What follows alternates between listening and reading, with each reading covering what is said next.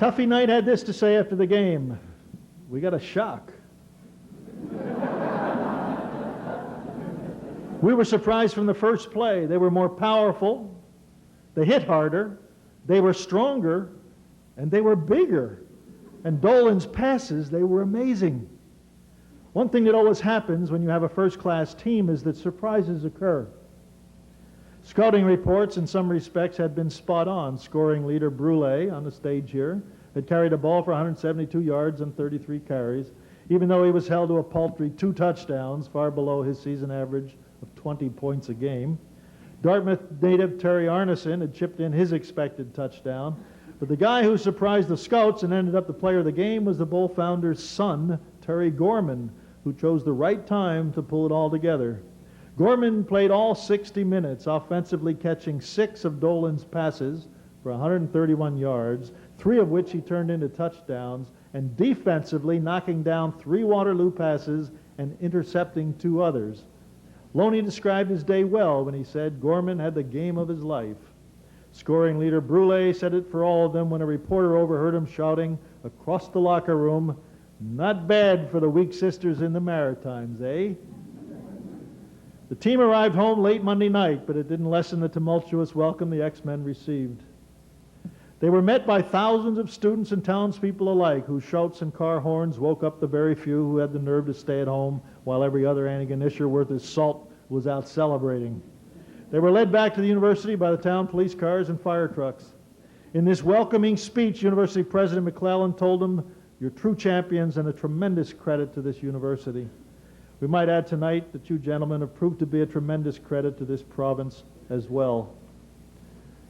Ladies and gentlemen, the St. Francis Xavier football team, 1966.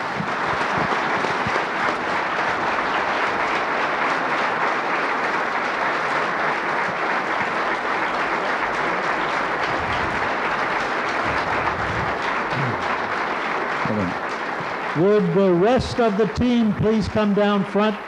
Would everybody from the STFX team please come on down front? Bill Kiley, please, to assist with the presentations.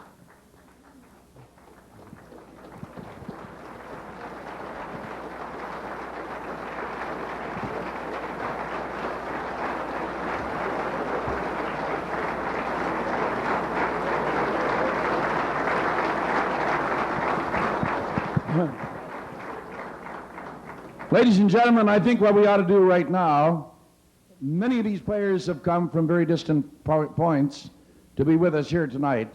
Those of you who thrilled to their performance in 1966 would be very keen, I know, to have them step forward, introduce themselves by name, position, and hometown. And I'd ask them to do that, come up these stairs, and perhaps just join us on the stage. Could we have the lineup begin here?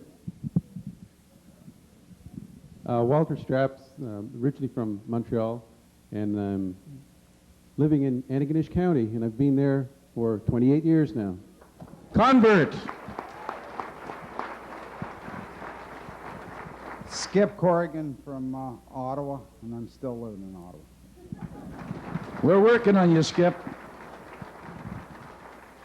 Neil MacDonald from Glace Bay, Cape Breton, now living in Ottawa. Thank you, Neil. Carol Morgan from Richmond County, Cape Breton, living in Halifax. Whiteside, wasn't it? Whiteside? John Purcell, Ottawa, Ontario, now living in Wakefield, Quebec.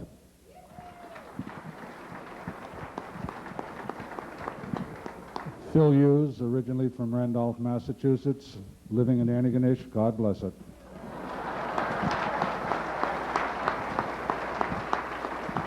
Dick Pandolfo, originally from Arlington, Mass., living in North Andover, Massachusetts. Who is this stranger? Packy McFarland, originally from Portland, Maine, living in Antigonish for the last 35 years. Randy Scott, Ottawa, Ontario, and presently living in Unionville, Ontario.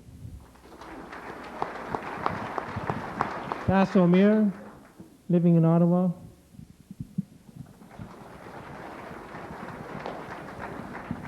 Ferns McPherson, originally from Alexandria, Ontario, and now living in Bedford, Nova Scotia. John Keaveney, originally from Boston, Massachusetts, living in Denver, Colorado. John Burke, I'm originally from Toronto. My daughter's at STFX, nearly final year, and I married a girl from Antigonish.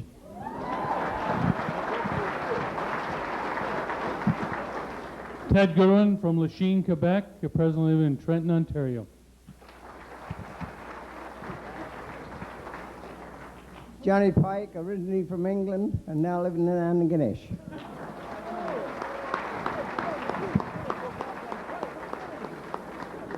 Tried to take that away from me. Don Loney, quarterback. Halifax, Montreal, Ottawa, Antigonish, Sherbrooke, Nova Scotia.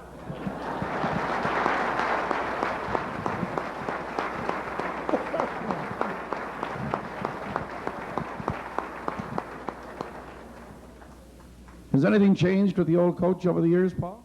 Not a thing. He's still as ornery as ever. Worse. Worse. And he doesn't have a dog now.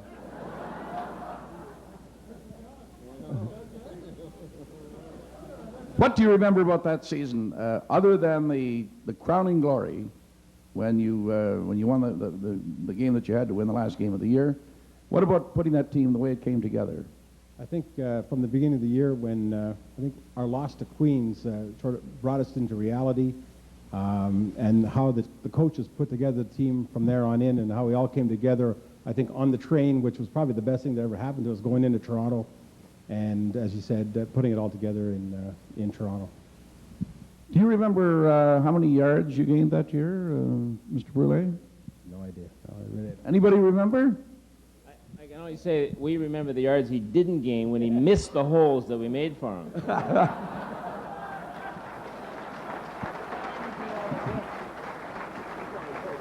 I think it's fair to point out that Paul Brule, one of the all-time greats in Canadian college football and the Canadian Football League, is now back in the game he loves most as an executive with the new look Canadian Football League. And Paul, good luck.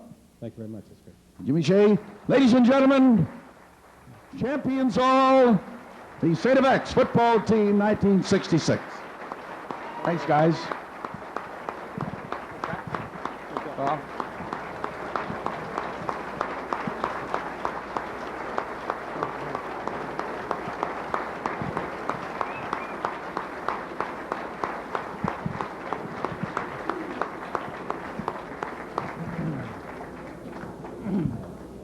Just before the boys get back to their seats, we have a message here. Congratulations. It's addressed to Packy, really. Congratulations to you, Don, and all the players in the 66 team. You're being inducted into the Hall of Fame. Have a great evening. The STFX Athletic Department.